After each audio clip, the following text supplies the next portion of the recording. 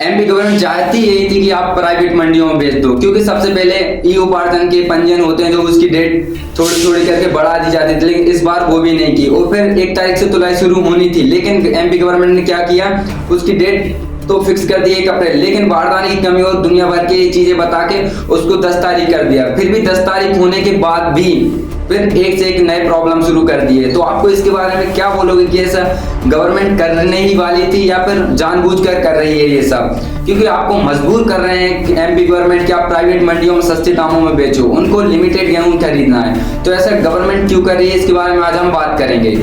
क्या जो गवर्नमेंट ने बोला था कि एक्चुअल में बारदाने की कमी थी? क्या आपको भी लगता है कि ये छोटी छोटी चीजों की कमी हो सकती है? हर चीज में किसान ही लाइन में क्यों खड़ा रहता है? विधायक के वेयर हाउस में बोरियां कहां से आ रही हैं? फिर प्राइवेट मंडियों में बोरियां कहां से आ रही हैं? केवल गवर्नमेंट के पास ही बारदाने की कमी होती है क्या? ये इससे सीधा पता चलता है कि गवर्नमेंट खुद आपको मजबूर करे कि आप प्राइवेट मंडियों में अपना अनाज बेच दो।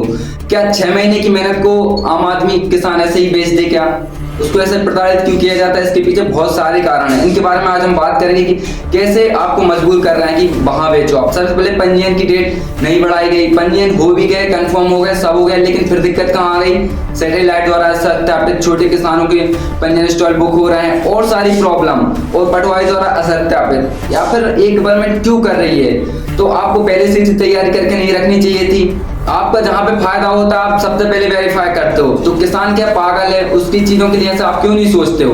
क्यों आपको पता नहीं था कि 1 अप्रैल से अनाज तुलाई चालू होने, जबकि अप्रैल में गेहूं आ चुका था? तो आपको पहले से तैयारी करके रखनी चाहिए थी, वेयर हाउस खाली करके रखने चाहिए थे, बारदाने की उपलब्धता करानी चाहिए थी। एक ही चीज पूछता है किसान कि आपको ये पता था कि 1 तारीख से तुलाई शुरू होने थी, बारदाने की व्यवस्था पहले क्यों नहीं की? प्राइवेट मंडियों में कैसे उपलब्ध है फिर बारदाना? वो क्यों मना नहीं करते कि हमारे पास बारदाना नहीं है, हम नहीं खरीद रहे? क्यों विधायक के वहां इतने सारे बारदाने उपलब्ध मिलते हैं? ऐसा क्यों होता है? क्यों आप स्कैम कर रहे हो किसानों के साथ में? और सारी ऐसी चीजें जिसके कारण ये इन्होंने किया है। आपने 1 मार्च को आपने बोल दिया था कि 31 तक आपको सोसाइटी का पूरा ऋण जमा करना है। तो भाई किसान कहां से करे? किसान मजबूर है। अब किसी के यहाँ शादी है, छोटा किसान हो या बड़ा किसान, उसके यहाँ खर्चे पानी तो होते हैं। अब शादी आ रही है तो वो मजबूरी में कहाँ जाएगा? प्राइवेट में, क्योंकि आपने तो तुलाई शुरू नहीं की।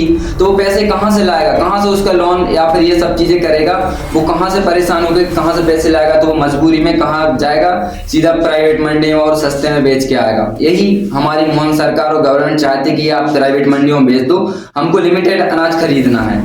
तो इसलिए इतने सारे बहाने। क्या आपने पहले ऐसा देखे कि सैटेलाइट द्वारा असत्यापित हूं, जिसमें आपकी गलती है ना? तो आपको पहले सत्यापित करना चाहिए। जब हरे गेहूं खड़े थे जब ही आपको उसकी फोटो क्लिक करनी चाहिए थी। आप ऐसा बोलते हो कि सैटेलाइट से आपका सत्यापन हो रहा है, तो आपने पटवारी को कैसे ही फ्री में रखा है? उसने जाकर सत्यापित नहीं किया था कि किसान के वहां जाकर आपने ये रेगुलेशन बनाया है ना कि पटवारी जाके किसान के खेत में सत्यापन करे कि कौन सी फसल बोई है।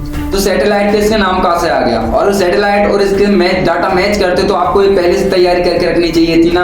ऐसा आप क्यों कर रहे हो किसान के साथ? हर जगह किसान को लाइन में खड़ा करते हो। क्या आप मानते हो किसान अन्नदाता है? तो हर जगह किसान को लाइन में क्यों खड़ा करते हो? क्यों परेशान करते हो?